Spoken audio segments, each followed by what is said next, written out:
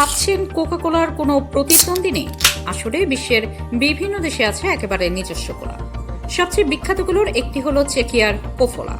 1960-এর দশকে ঠান্ডা যুদ্ধের সময় পশ্চিমা কোকা কোলার বিকল্প হিসেবে এটি তৈরি করা হয়। এর গোপন রেসিপিতে রয়েছে 14 ধরনের হার্বস ও ফলের নির্যাস, আর এতে কোকির তুলনায় 30% কম চিনি। এরপর আছে স্লোভেনিয়ার কোকটা। 1952 সালে তৈরি এই কোলায় ক্যাফেইন নেই, বরং এতে ব্যবহার করা হয় 11 ধরনের হার্বস, যার মধ্যে রয়েছে রোজ হিপ, লেবু ও কমলার নির্যাস।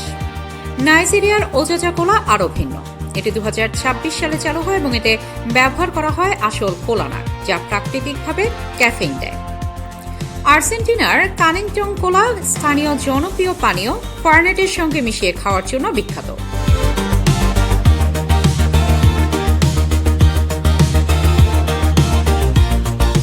অন্যদিকে কানাডার ব্রিও চিনোট্টো তৈরি হয় ইতালিয়ান অভিবাসীদের জন্য।